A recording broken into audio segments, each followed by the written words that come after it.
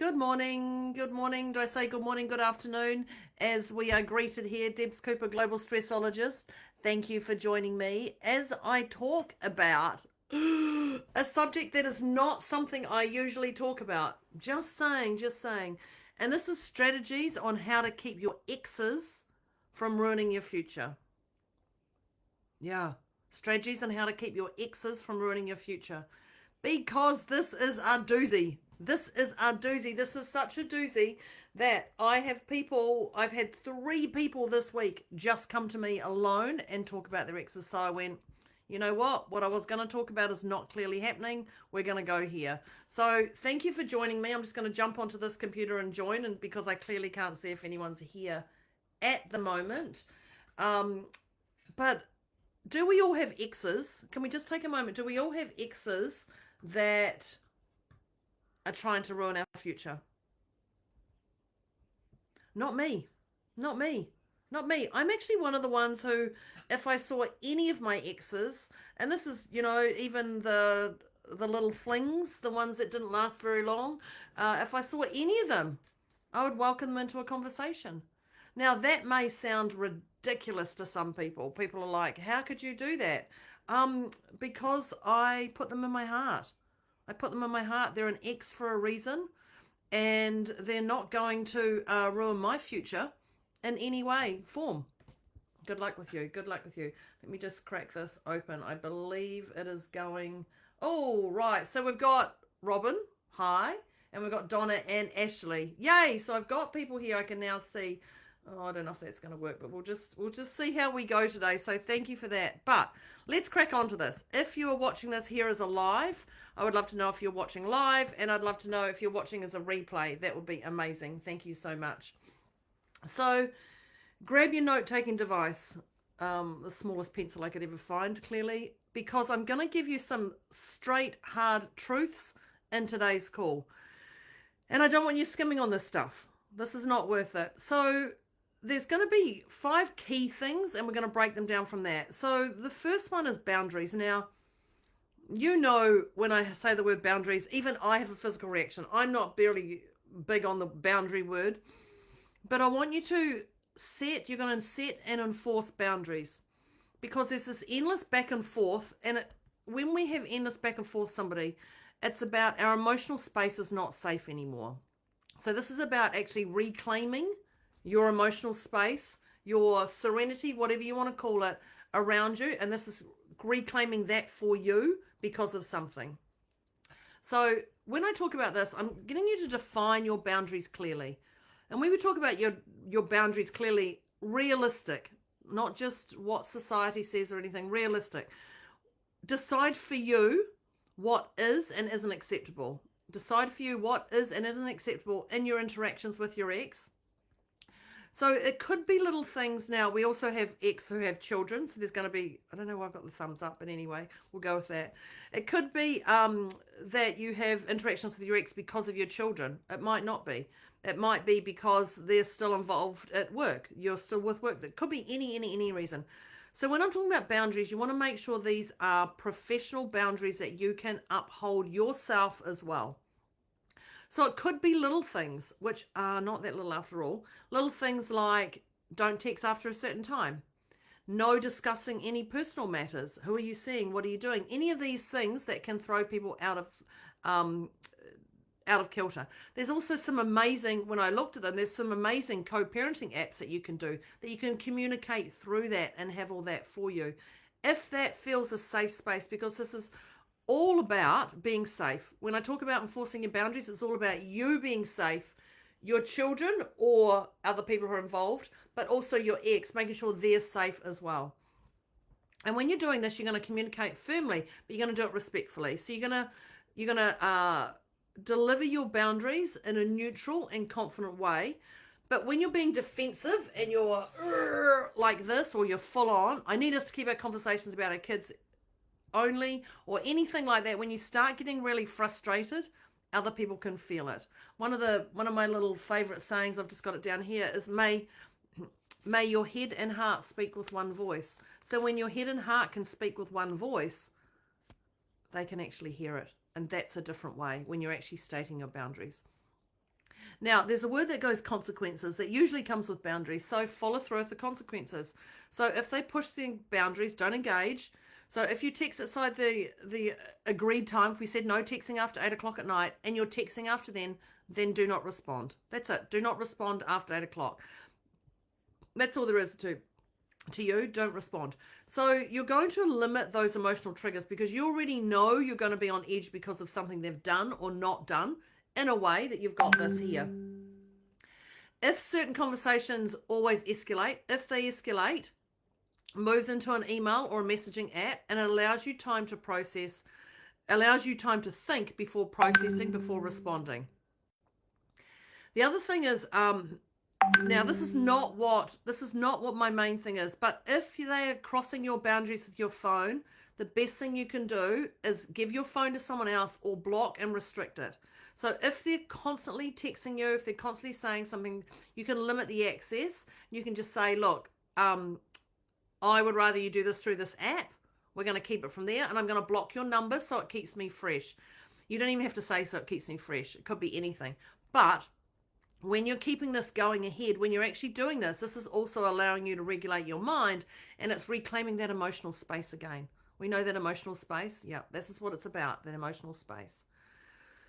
If you have a child, and I'm just going to, if you don't have a child, then this is okay, but think about this for other people who have children as well, because if children are involved, you have to learn how to communicate without chaos.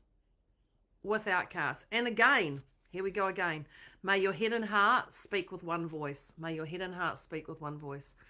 So you're going to keep your communication business-like.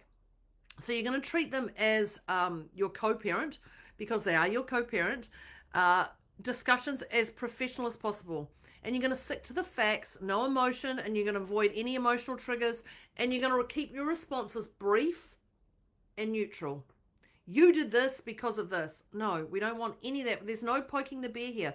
Even if they were a complete a-hole and you just can't think of anything worse, and even if that's the worst thing you can think of them because if they've done something to you, it's your obligation to keep moving forward in life and protect those around you, but also while not putting in your drama into this one.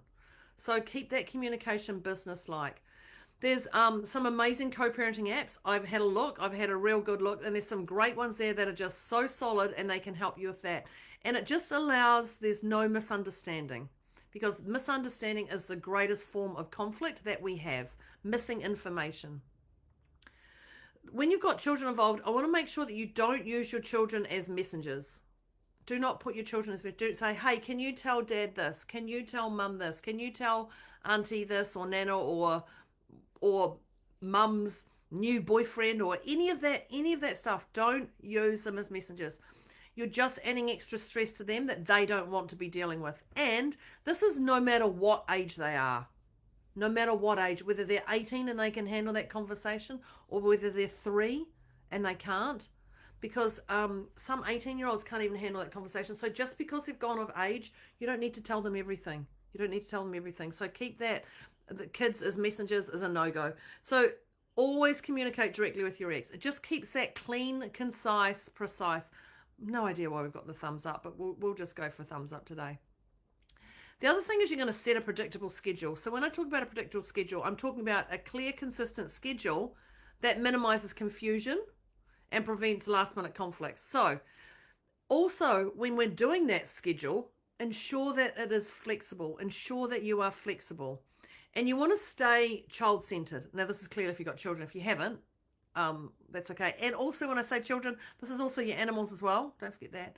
So when you're getting to that point of getting a bit discombobulated and those disagreements arise, you're going to go, what's best for our child right now? What's best for our child right now? Now, you can internally think that. But then when you say that, what's best for our child right now? This just literally shifts the focus away from you being peeved off, them being any grievances you have, and it's actually what's the main purpose for our child now? What's the best we can do for our child? It's really, really, really important. Because they are your little legacies. It's just keeping them transaction through. They don't need to be involved in all your drama, what mum did, what dad did, what the ex did, what somebody did, any of that stuff. The next tip I'm going to give you is about protecting your finances in future. Because as we know, finances is one of the biggest forms of grief that happens in relationships. And it allows you to, when you get this in order, it actually allows you to dictate your world, your fulfillment and stability. And I'm all for that. So you want to make sure you completely separate your finances. If you're still financially entangled, shared accounts, you want to work to fully separate it as soon as possible. You don't want to be going, you're spending money on this. So that's a real, find a financial advisor, find somebody who's not going to rip you off in any way possible. Find somebody, there's a lot of free advice out there, but see what you can do to separate those finances completely, because that's going to start a spiral. You're going to document everything. Now, this is the boring start of it. But, oh, hi, Margaret. Hi, Belle. Yeah, I like that, the head and heart too.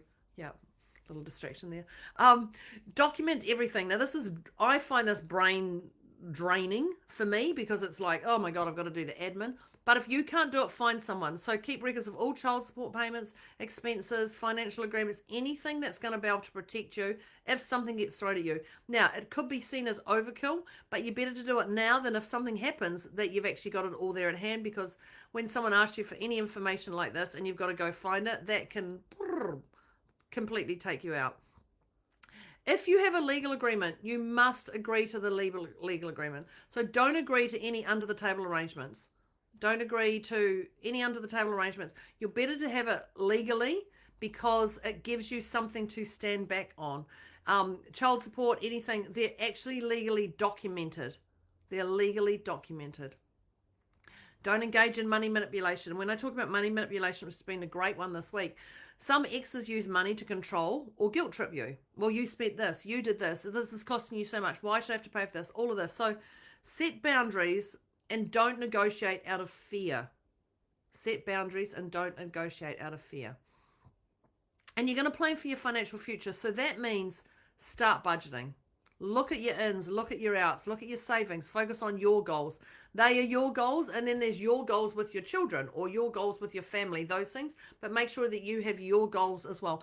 Even if it is putting $1 or 50 cents aside a week, there is something about seeing that savings go and grow from even just 50 cents a week. Even 50 cents a week. It's just what you can afford. It's just about getting yourself into that habit. But don't let your financial past stories or burdens or anything that's going to stop you from moving forward, because that's just going to immobilize you. Also be aware that not everyone is rational.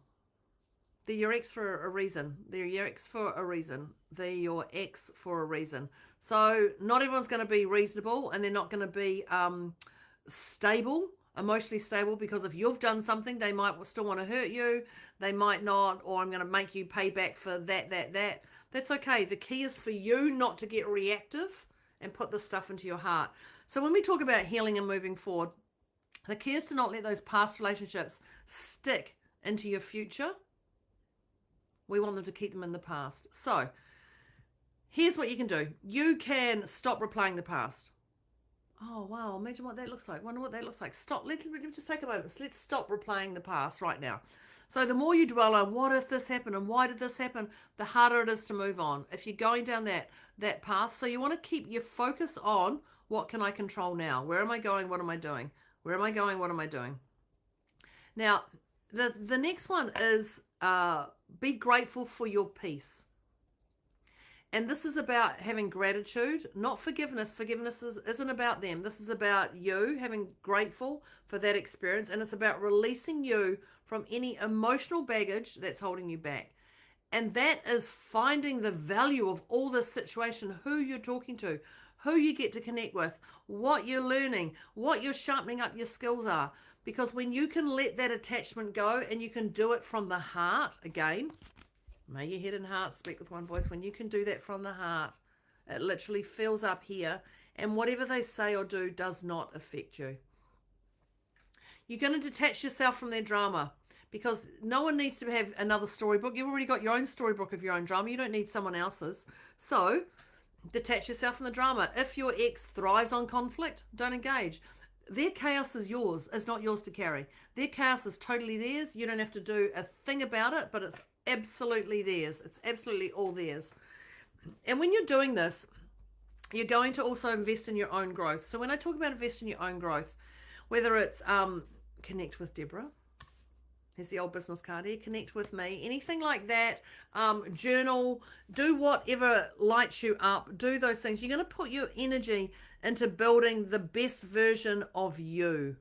The best version of you. Now, this best version of you is not to peeve off your ex. This best version of for you is to show that I can level up my world. I can do the things I want to do. And this is not about anyone else. This is about you. You don't even have to do this to your children to prove to your children. This is about you.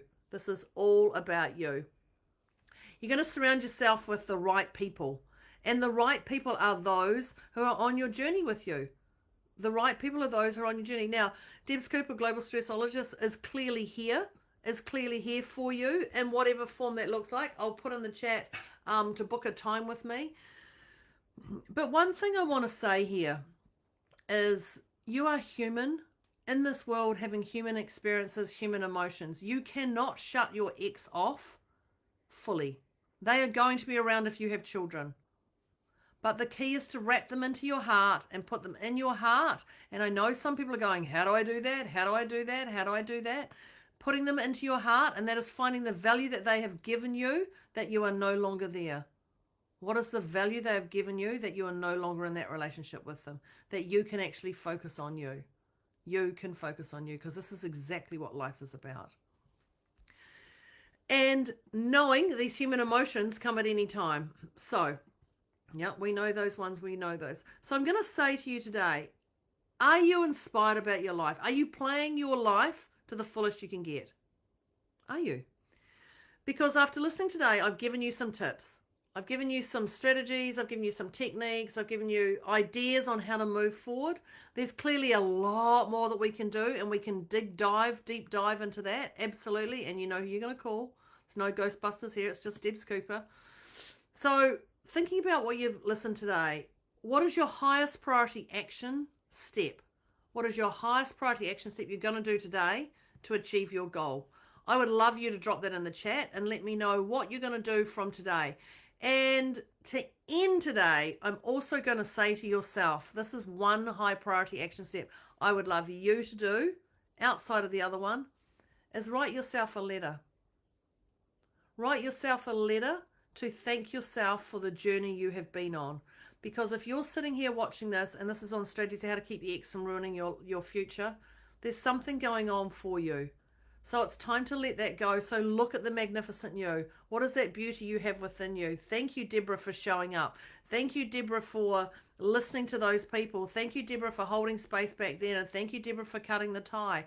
Any of those things, let it all out and write that into a handwritten note for yourself, because that is the greatest step you can take from today, and putting yourself in your own heart. So that's me, Debs Cooper, global stressologist, on my strategies on how to keep your exes from ruining your future. Thank you. I'm now going to jump on here and I'm going to reply to these messages. But thank you. I will see you next week on another Facebook Live, which is a goodie. Woohoo! The content is ready. Thanks very much. Have an inspiring week, everybody. Bye.